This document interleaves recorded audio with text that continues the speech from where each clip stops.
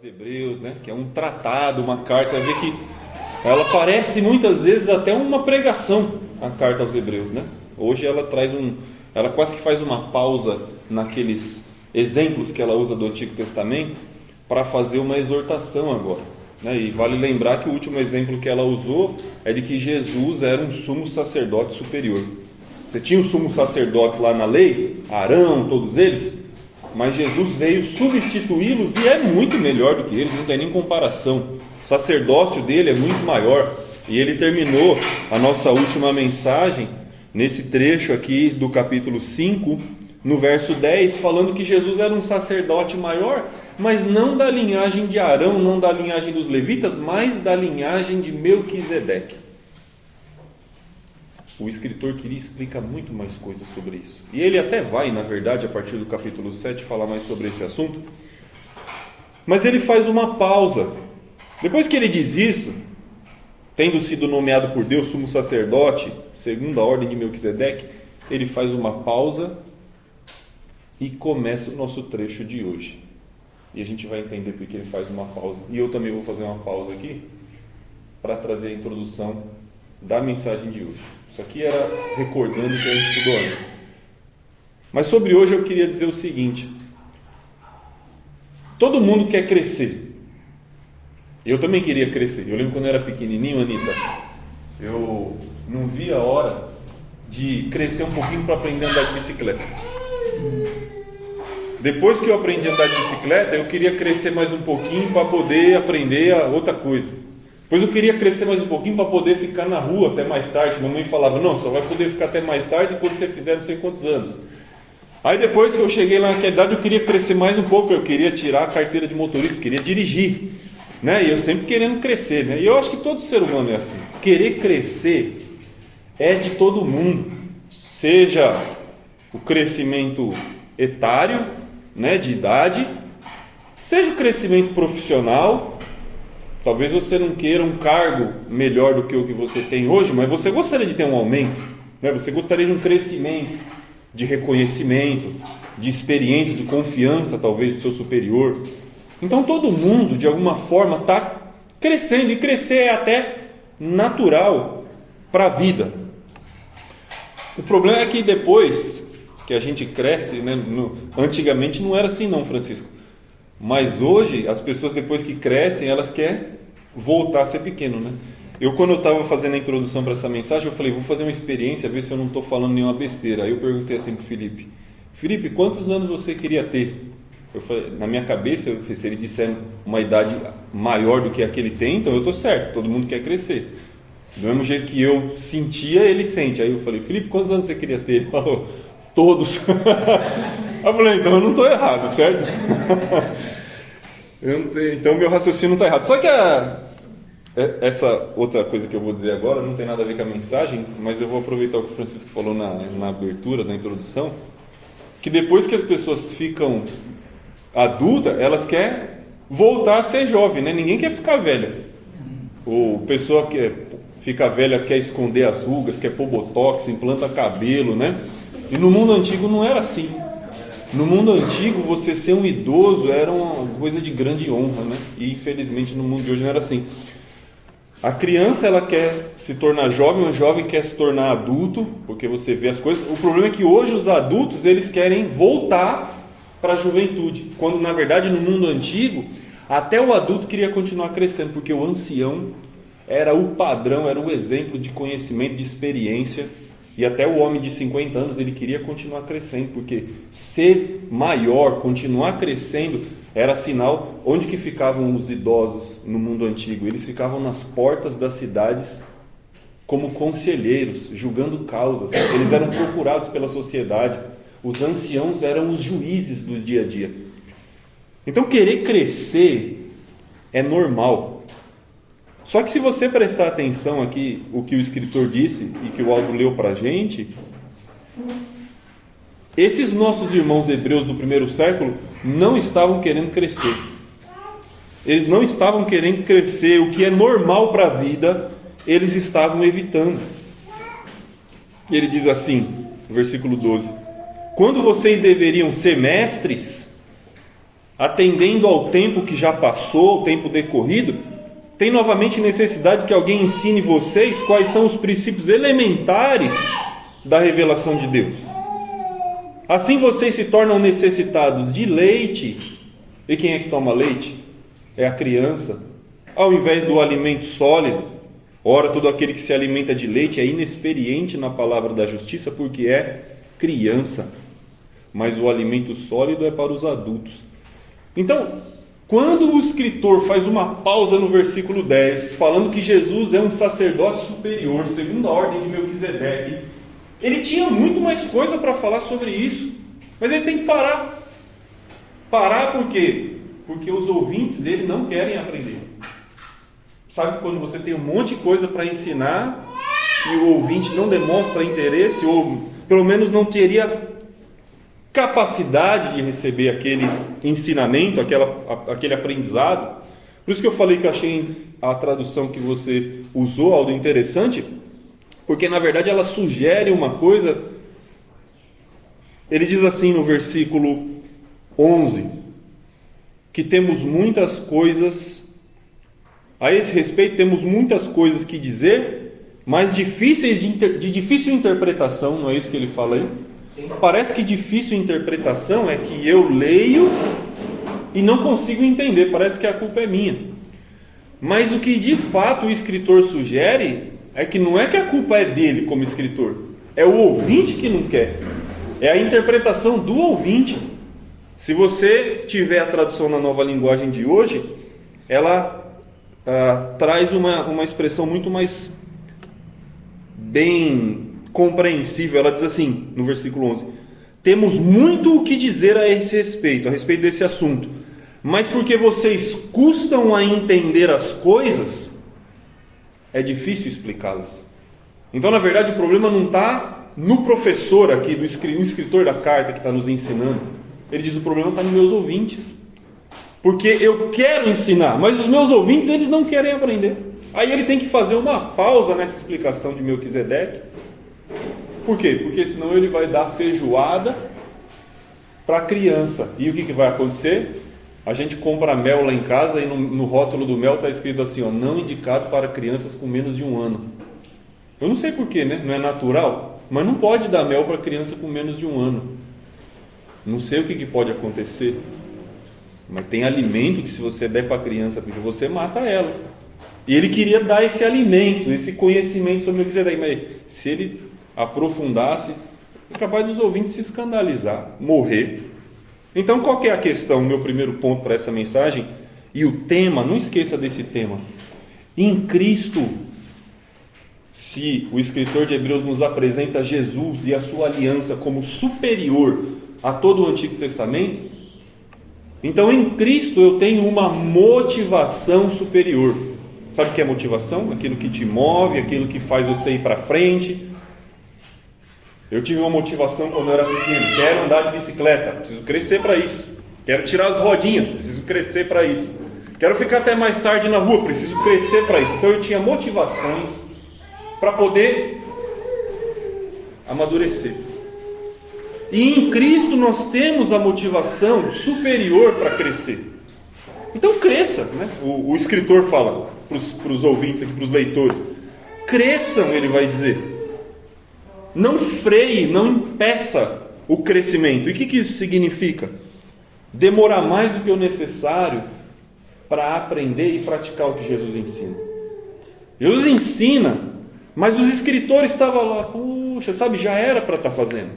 Já era para eles estarem aplicando o ensino de Jesus, mas ele estava boiando ainda.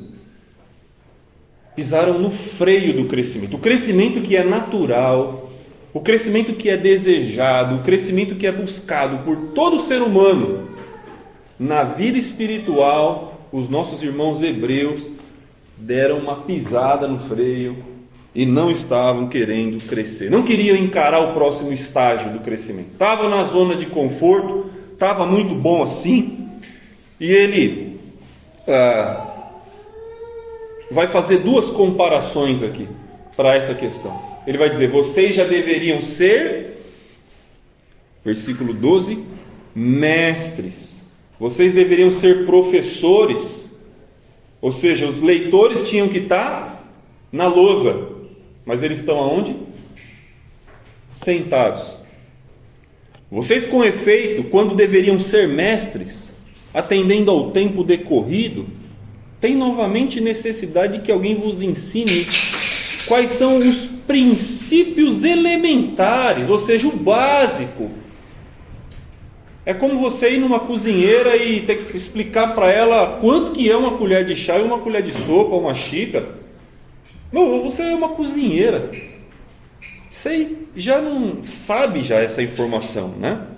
E ele faz uma outra comparação, a relação adulto e criança. Então, mestre e aluno, adulto e criança. Tem problema com ser aluno? Não. Mas o que ele quer dizer é que o aluno não vai ser aluno para sempre. Uma hora ele vai se tornar mestre. E ele precisa querer crescer e se tornar mestre. A criança não tem problema ser criança. Isso é bom. Mas ela não vai ser criança para sempre. Uma hora ela tem que se tornar adulto. E o escritor está dizendo para os seus ouvintes: eu queria estar falando com adultos e mestres, mas eu preciso falar com crianças. Então, esse era a pisada no freio. 4 erros que eu acho que esses irmãos nossos estavam cometendo, que faziam esse crescimento se tornar algo tão difícil. Esses erros estão no contexto da carta como um todo e do nosso trecho. O primeiro erro que eles cometiam, que impedia eles de crescer e amadurecer, é o seguinte: eles estavam dando muita atenção às pressões que tinham ao redor deles.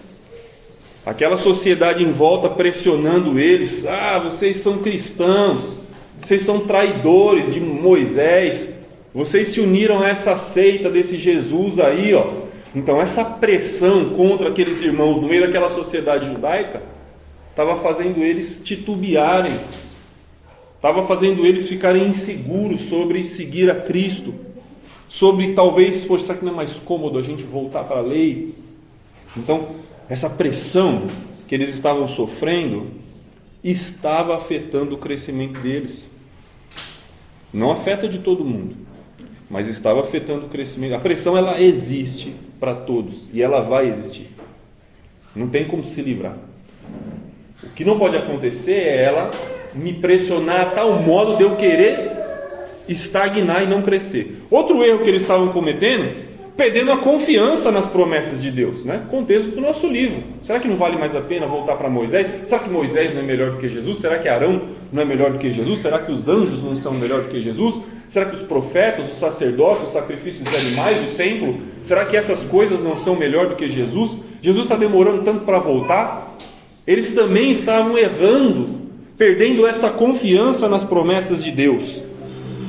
Falta de segurança na superioridade de Cristo. Esse era um segundo erro. O terceiro erro, e esse está aqui no nosso texto, versículo 11.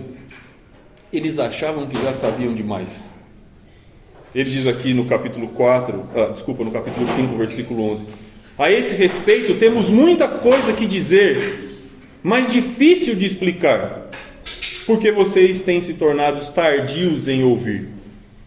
Aqueles irmãos achavam que já sabiam o suficiente, achavam que já sabiam demais. Eu devia falar assim para o escritor: eu sou judeu há 20 anos, eu sou judeu há 30 anos, eu sou judeu há 40 anos, o que você tem para me explicar? Eu sei tudo sobre a lei, eu sei tudo sobre a vontade de Deus. Quem você pensa que você é para me explicar? E o escritor diz assim: 20, 30, 40 crianças na fé. Então, a inexperiência deles, como ele vai dizer no versículo 13, né? Todo aquele que se alimenta de leite é inexperiente na palavra. E os irmãos aqui que estavam precisando de leite, então eram inexperientes na palavra. Eles eram os típicos adolescentes. Sabe por que adolescente? Eu vou falar por mim. O adolescente, ele acha que sabe tudo, mas na verdade ele não sabe nada. Eu, quando era adolescente, eu achava que eu conhecia tudo. Minha mãe falava as coisas, eu falava: eu já sei. Não sei o que. Isso aí eu já sei. Não, mas eu já vi. Aí depois você cresce, você fala: eu não sabia nada, achava que sabia tudo, bati a cabeça quantas vezes nessa vida por não ouvir conselho. Então, esses nossos irmãos aqui, os leitores originais. Achavam que sabiam demais. O escritor queria explicar, queria fazer eles crescer. E eles falaram, não, a gente já sabe. Sei que você vai falar, eu já sei tudo. Sabia? Não sabia nada. E a atitude deles mostrava que realmente eles não sabiam nada. Ficar indeciso entre Cristo e Moisés é a prova de que eu não sei nada. Se eu estou com essa indecisão no meu interior, né, como um cristão, se eu volto para o Velho Testamento ou se eu fico com Jesus, essa é a prova de que eu ainda preciso aprender muita coisa. E o quarto erro deles é o seguinte: não buscar o crescimento apesar do tempo decorrido. O tempo passa, e passar tempo é a oportunidade de crescer. Só que se eu não for atrás, como ele diz no versículo 12, com efeito, quando vocês deveriam ser mestres, atendendo ao tempo que já se passou, tem novamente necessidade que alguém ensine para vocês o básico. Então eles já deveriam ser professores, mas eles ainda estavam... Pensa assim, né?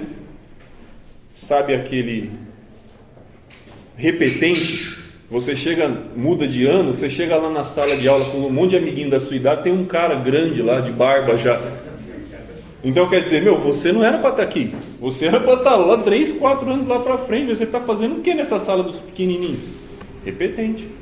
Atendendo ao tempo que já passou, você deveria estar lá na frente, mas você está sentado com os pequenos. Aqueles irmãos nossos aqui era para estar na faculdade, eles estão aonde? No prézinho. Era isso que estava acontecendo, é isso que o escritor está explicando para eles. O judeu com toda a sua vantagem, né, sobre o gentil. O gentil ouvia sobre Jesus, tinha que entender quem era Deus, quem foi Jesus, sabe explicar tudo beabá para um gentil. O judeu não, ele tinha as promessas, ele tinha a lei, ele tinha história, moral, ética, o relacionamento de Deus, os profetas. Quando eles ouviam sobre Jesus, tinha que só virar a chave e eles estavam prontos para viver a vida com Cristo. O judeu era o barbudo na sala da pré-escola. E esses irmãos queriam continuar ali. Segundo ponto o primeiro foi, não freie o seu crescimento, não impeça o seu crescimento. O segundo não progredir, não crescer, é correr o risco de voltar para trás. Na vida cristã, alguém já falou assim, não tem em cima do muro, porque o muro é do diabo. Acho que você já ouviu essa analogia, né? O cara que está em cima do muro, Deus está chamando, Jesus está chamando do lado lá, o diabo está chamando, não está falando nada do outro. Por que você não está chamando ele, diabo? Jesus chamando para o cara ir para o lado de lá. Porque o muro é meu, né? Você já ouviu isso aí? Na vida cristã a coisa é mais ou menos assim, ou eu estou andando para frente e eu dar para frente a crescer, ou eu estou andando para trás. Na vida cristã não tem parado. Não tem assim, não, eu estou parado, eu não estou crescendo, mas eu estou parado. Não tem parado na vida cristã, ele está falando isso. Ou você está crescendo, ou você está regredindo. Então não crescer, não investir no crescimento, é andar para trás, é regredir. E muitos hebreus já tinham caído por correr esse risco. Olha a partir do capítulo 6, que o Aldo não leu, mas a gente vai até o versículo 10. Capítulo 6, ele diz assim, por isso, colocando de lado os princípios elementares da doutrina de Cristo, vamos avançar para o que é perfeito. Ou seja, vamos em frente, vamos crescer, vamos aprofundar as coisas. Não lançando de novo a base. E o que estava na base? Arrependimento de obras mortas, fé em Deus, ensino de batismos, imposição de mãos, ressurreição de mortos, juízo eterno. Isso faremos se Deus permitir. É impossível, pois, que aqueles que uma vez foram iluminados, provaram o dom celestial, se tornaram participantes do Espírito Santo, e provaram a boa palavra de Deus e o poder do mundo vindouro, e caíram. Sim, é impossível outra vez renová-los para o arrependimento, visto que de novo estão crucificando para si mesmos o Filho de Deus e o expondo à vergonha pública. Então esses irmãos, eles não estão simplesmente parados do crescimento. Eles voltaram para trás. A dúvida sobre Moisés, sobre Jesus, não é simplesmente eu parei. A indecisão estava fazendo as suas vítimas. A falta de progresso estava fazendo as suas vítimas. E na vida cristã não tem espaço para estagnar. Não tem espaço assim, eu parei aqui, parei de crescer, né? O escritor está dizendo para eles: vocês estão no caminho certo, vamos em frente. Vocês conheceram Jesus, vamos em frente. Vocês chegaram, como eu já usei esse exemplo aqui, usou o mapa do tesouro, achou o tesouro, vai em frente, não volta para trás. E a gente pode aprender a lição, e a gente deve aprender a lição com eles. Eu não preciso correr o risco de estagnar para ver o que vai acontecer. Não faz isso não. Não corre o risco de parar de crescer para ver o que vai dar. Os nossos irmãos aqui já mostraram o que vai dar. Vai cair. E a gente tem, infelizmente, exemplos no nosso meio de irmãos que ficou tanto tempo com a gente, 10 anos aqui com a gente, não cresceu, e cadê eles hoje? Caíram. É isso que ele está dizendo. Você vai ficar parado, sabe o que vai acontecer? Não dá para viver o cristianismo 10 anos, 15 anos até Jesus voltar, ou até a gente morrer, na estagnação. Amanhã abandona. E olha quantas cadeiras vazias. Isso aqui, alguns anos atrás, não cabia ninguém, não é? Isso aqui em 2012 tinha até uma quarta fileira. Vocês não pegaram? Tinha uma quarta fileira. Então em 10 anos, quantos irmãos não deixaram? Graças a Deus, muitos estão firmes servindo em outros lugares, como o Joel, a Marileide, o Moisés, o Marcelo, irmãos que foram para outros lugares, mas muitos abandonaram a fé, e são justamente os que não progrediram, os que não evoluíram, os que não cresceram. Então, eu não falo sobre não crescer no sentido dos altos e baixos da vida cristã, porque eles existem, altos e baixos existem. Você vai ter o dia de dor, como você pregou aqui, André, você vai ter o dia de sofrimento, você vai ter o dia de luta, e você vai ter o período que você vai estar mais firme. Mas até no momento da luta, você tem que entender que isso não é normal. Parar não é normal. Eu não estou conseguindo, mas parar não é normal. Se eu achar que parar, estagnar é normal, o regresso vai acontecer. E o terceiro e último ponto que eu quero trazer é: então a gente precisa avançar. Primeiro, não freie o seu crescimento, porque não crescer é regredir. Nós precisamos avançar para a maturidade. Olha a partir do versículo 7. Ele diz assim: porque a terra que absorve a chuva, que frequentemente cai sobre ela e produz erva útil para aqueles por quem é também cultivada, recebe bênção da parte de Deus. Isso é uma parábola, daqui a pouco a gente explica. Mas se essa terra produz espinhos e abrolhos, é rejeitada e perto está da maldição, e o seu fim é ser queimada. Quanto a vocês, todavia, ó amados, estamos persuadidos das coisas que são melhores e pertencentes à salvação, ainda que falemos desta maneira. Porque Deus não é injusto para ficar esquecido do vosso trabalho e do amor que evidenciaste para com o seu nome, pois servistes e ainda servi aos santos. Lembra daqueles 4 erros que os nossos irmãos estavam cometendo? Dar muito ouvido às pressões, ter dúvidas sobre a superioridade de Cristo, certo? Deixa eu não falar fora de ordem. Supor que já sabia o suficiente e não buscar o crescimento apesar do tempo decorrido. São os 4 erros que a gente vai ter que evitar. O primeiro é não dar muita atenção às influências que me afastam de Cristo. Tem gente que não consegue suportar a dor e se manter fiel a Cristo. Jesus disse isso na parábola do semeador. Vem a perseguição, abandona a fé porque escandaliza. Vem um probleminha, abandona a fé. Então, primeira coisa, para crescer, vai ter que suportar. E eu e você, a má notícia, nós vamos ter pressão em volta. Você vai ter pressão. Você não vai ter apoio, você vai ter oposição muitas vezes. E a primeira coisa é, não dê atenção, porque essas coisas vão podem impedir o seu crescimento. Segunda coisa, que era o erro deles: perder a segurança na superioridade de Cristo. Perder segurança na superioridade de Cristo. Cristo é maior. O escritor estava dizendo isso para eles: Cristo é maior. E você pode dizer para mim: é óbvio que Cristo é maior. Não, não é tão óbvio. Porque tem muito cristão que não tem certeza se Cristo é maior.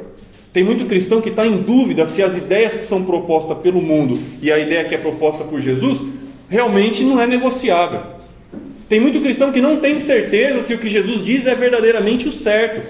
Porque agora estão dizendo por aí que o errado é certo, que o amargo é doce. E os cristãos estão em dúvida se Cristo é realmente superior. E o que vai acontecer? Vai parar de crescer. E o que vai acontecer? Vai regredir. E o que vai acontecer? Vai cair. Então nós precisamos ter certeza de que o ensino de Cristo é para ser aceito. Quantas vezes você não ouve aí: mas esse pedaço da Bíblia eu não concordo. Você está conversando de Cristo com as pessoas: não, mas essa parte aqui, Paulo está dizendo que foi, né? Não é o Senhor quem diz, mas sou eu.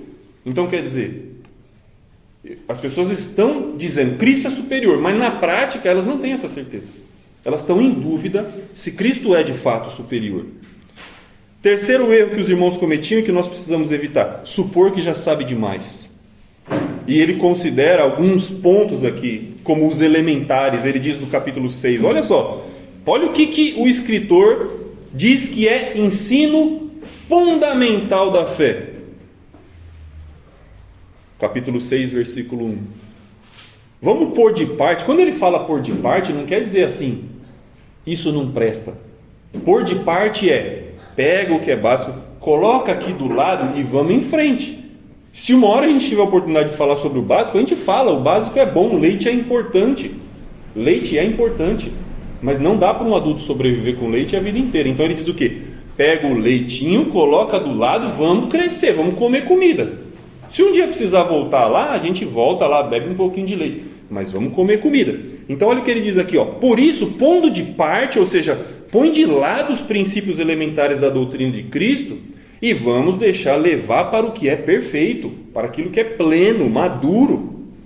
Não vamos de novo lançar a base. E olha só o que ele fala aqui, arrependimento de obras mortas, fé em Deus, ensino de batismos, imposição de mãos, ressurreição de mortos, juízo eterno. Ele fala de 6 coisas que ele julga como coisas basiquíssimas da fé. Você é capaz de responder sobre essas 6 coisas?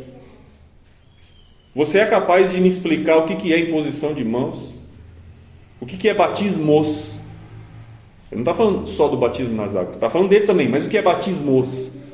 Você é capaz de me explicar sobre o juízo eterno? Você é capaz de explicar sobre arrependimento de obras mortas? Então, na verdade, não só eles, mas às vezes a gente também comete esse erro de achar que sabe demais. De ouvir o professor dizer e falar: eu já sei isso, eu já sei o que você vai falar. Mas nem o básico, às vezes a gente está conseguindo ainda explicar. Pensamos que sabemos o bastante, mas às vezes não sabemos nem o básico. É o problema do jovem, do adolescente, né? E isso me faz tardio em ouvir e dificulta a ida para a maturidade. Deus, o conhecimento de Deus é como um oceano. A gente esteve lá em Itanhaém, as crianças foram na praia, né? E você na areia, você olha o mar, você não vê o fim. E o conhecimento de Deus é desse tamanho, você não vê o fim. Mas às vezes a gente é como a criança que está na primeira ondinha, deitado, porque se ficar de pé vai perceber que a água está batendo aqui, né? Deitadinho, a aguinha está pegando aqui e você está: nossa, eu sei nadar. Eu sei nadar, deixar comigo, eu não me afogo. A gente é assim, o conhecimento de Deus é um oceano, a gente está no rasinho, com boia no braço. Deixa comigo, eu sei nadar, eu não me afogo sozinho. Eu já sou crescido. E o que o escritor está dizendo?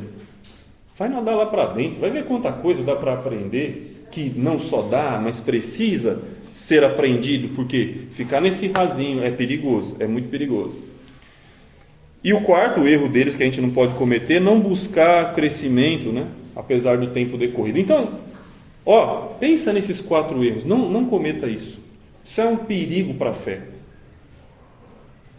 Dá atenção às pressões, ter dúvida sobre Jesus ser maior, superior do que estão dizendo por aí por fora.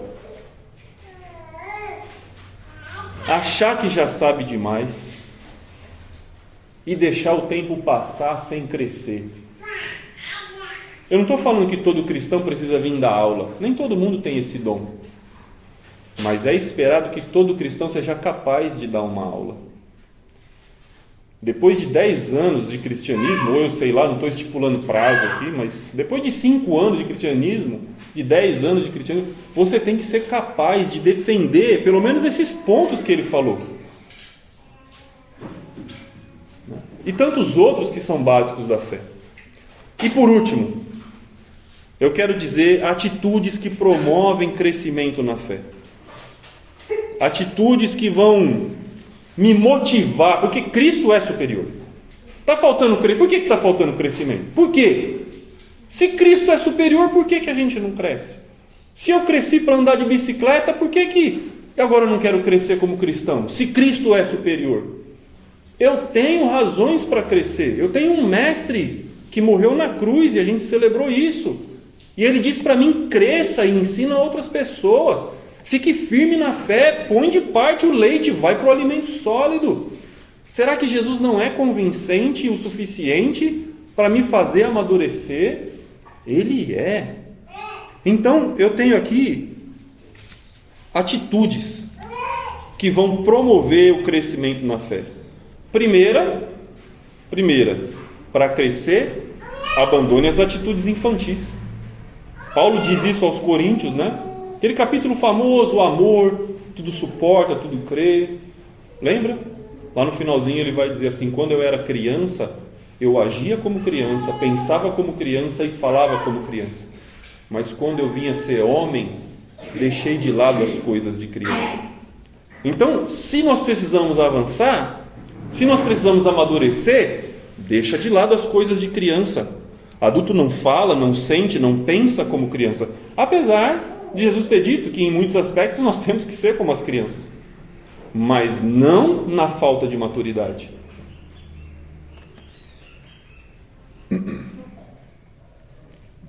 É nesse aspecto que ele diz aqui no versículo 14 do capítulo 5, o último verso do capítulo 5, que nós temos que ser como criança. Ele diz assim: o alimento sólido é para os adultos, aqueles que pela prática têm as suas faculdades exercitadas para discernir não somente o bem, mas também o mal.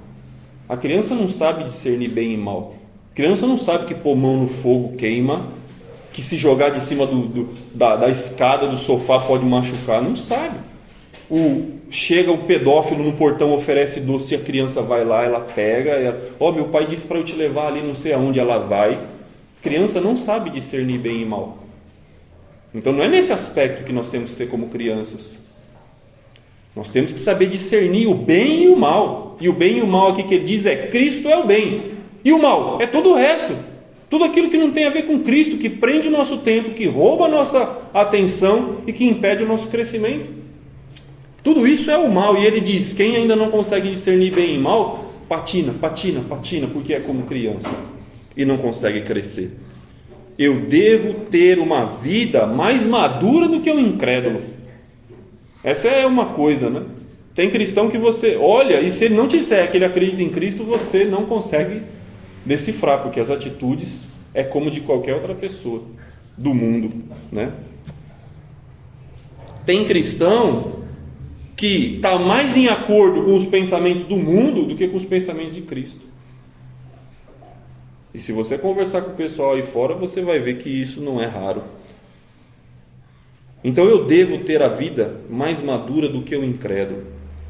Eu devo crescer para ajudar os meus irmãos a crescer. Porque eu só consigo ajudar alguém se eu amadurecer. Eu só consigo ensinar se eu souber. Eu só consigo sair da posição de aluno e ser professor se eu aprender. Então é preciso crescer por mim e porque eu preciso ajudar os outros. Eu tive alguém que um dia foi criança que cresceu e me ensinou. E eu um dia fui criança e cresci e estou ensinando. E você também está crescendo e vai ensinar também. E esse é o processo. E que ninguém fique eternamente na posição do aluno e do aprendiz, apesar da gente eternamente continuar aprendendo. Mas sabe por que a igreja não tem muitos professores? Presta atenção. Sabe por que a igreja não tem muitos... Eu não falo professor daqui da frente. Eu falo pessoas capacitadas a aconselhar e ensinar sobre Deus. Conselho todo mundo dá. Até irmão dá conselho ruim. Até irmão fala para você assim: não vem para a igreja hoje, você está cansado. Conselho ruim. Isso é conselho ruim. Até irmão reclama de tudo que vê da igreja. Conselho ruim. Então, por que a igreja não tem muitas pessoas capacitadas a aconselhar? Porque a igreja não tem pessoas que querem crescer. A igreja tem poucos professores porque a igreja tem poucas pessoas que querem sair da posição de aluno. Porque o aluno, ele quer ser professor, ele vai ser. Ser professor não é mérito de alguns. Ser professor não é restrito a alguns. Todos vocês podem e são e devem ser e crescer, e eu também crescer para ser professores. Jesus habilita pelo Espírito todos nós a esse crescimento. É só querer. Se nós quisermos, Ele vai nos capacitar. Segunda ação que nós precisamos: pratique a palavra. Ele diz aí também no versículo 14: o adulto é aquele que pela prática tem as suas faculdades exercitadas.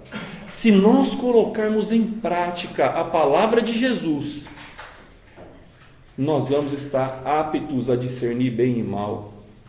Se nós colocarmos em prática a palavra de Deus, nós vamos crescer. Se a gente deixar de reclamar e começar a fazer, a gente vai amadurecer.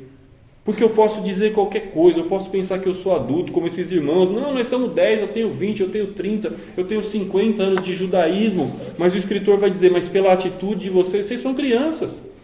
Você pode dizer o que for, vocês são crianças. E a nossa resposta a Cristo a respeito desse assunto vai ser a nossa prática da palavra de Deus. Se nós praticarmos, nós vamos mostrar que estamos crescendo. Todos nós. Outra atitude: torne-se um mestre. Não precisa ser teólogo, não precisa ser professor da escola da Bíblia, né, Adriano? Mas torne-se um mestre. Torne-se uma pessoa capaz de instruir outros, de levar outros a realizar a obra de Deus. Reconheça a fase que você está e se adeque a ela. Muitos aqui talvez, muitos cristãos ainda são crianças. Quem que é a criança? É o novo convertido. Por isso que tem um curso, né? O Ideval está fazendo lá na Judite, apesar de que ele está fazendo com os adultos. Existe um curso para novos convertidos. É os ensinos básicos. Inclusive o nome se chama leite espiritual. Leite espiritual, né? Então você lá está tomando o alimento na medida da sua pequenez como criança. E ser criança, eu falo de novo, não é ruim. Só que eu preciso olhar para mim e saber se realmente está na hora de eu ser criança ou se já não está na hora de eu ser adulto. Se eu olhar para mim e falar: não, eu ainda estou na fase de criança, eu sou um novo convertido, eu ainda tenho que aprender. Então perfeito, assuma a sua posição de criança e tome bastante leite, fique forte e cresça. Mas se eu olhar para mim e falar: não, eu acho que eu sou adulto, então seja adulto. Vai para o alimento sólido, aprenda de fato, coloque em prática, viva a vida, ensine outros. Pare de reclamar, faça o que Jesus manda. E aí cresça, amadureça, como o Senhor espera que a gente amadureça. Deus nos dá a plena capacidade desse progresso. Você viu essa parábola? E a gente está terminando aqui. Você viu essa parábola que ele diz aqui, a partir do versículo 7 do capítulo 6? Porque a terra que absorve a chuva, chove bastante na terra, a terra fica molhadinha, se caiu uma semente, o que acontece? Germina, brota. Porque a terra que absorve chuva, que frequentemente cai sobre ela, produz erva útil para aqueles a quem é também cultivada, essa terra recebe a bênção de Deus. Deus está chovendo na minha e na sua horta para que a gente frutifique. É possível amadurecer, ser professor? É possível. Por que é possível? Porque Deus quer. Deus quer que a gente cresça. Ele é o Pai que está molhando, regando, ensinando, exortando, protegendo, mostrando que Cristo é superior. Então é possível crescer. E Deus quer. E Ele olha aqueles que estão frutificando e se esforçando. Sabe que nesse texto, o escritor está mais confiante nos leitores do que os próprios leitores. Você ouve uma mensagem assim, parece que o pregador, eu só estou pregando o que está escrito. Por isso que eu gosto de sermão expositivo. Eu só estou falando o que está escrito aqui. E nesse texto, o escritor tinha mais confiança no amadurecimento dos leitores do que os próprios leitores. Parece que ele está sendo duro.